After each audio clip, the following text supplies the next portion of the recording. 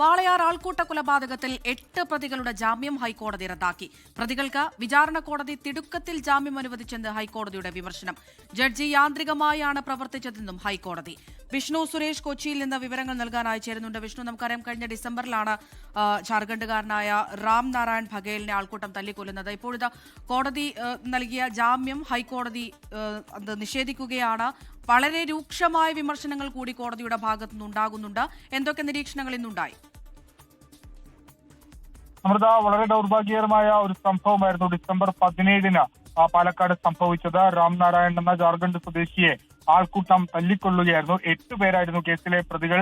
പക്ഷേ പിന്നാലെ പ്രതികൾക്ക് വിചാരണ കോടതി ഒരുപക്ഷെ കുറ്റപത്രം ഈ 90 ദിവസമൊക്കെ ആകുന്നതിന് മുൻപ് തന്നെ വിചാരണ കോടതി ഈ പ്രതികൾക്ക് ജാമ്യം അനുവദിക്കുന്ന സാഹചര്യം ഉണ്ടായിരുന്നു.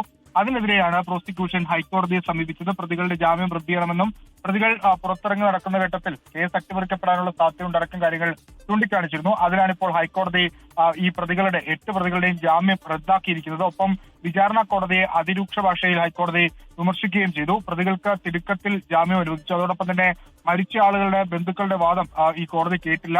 ജഡ്ജി യാന്ത്രികമായാണ് പ്രവർത്തിച്ചതെന്നും ഹൈക്കോടതി ഈ ജാമ്യ ഉത്തരവിൽ വ്യക്തമാക്കിയിട്ടുണ്ട്.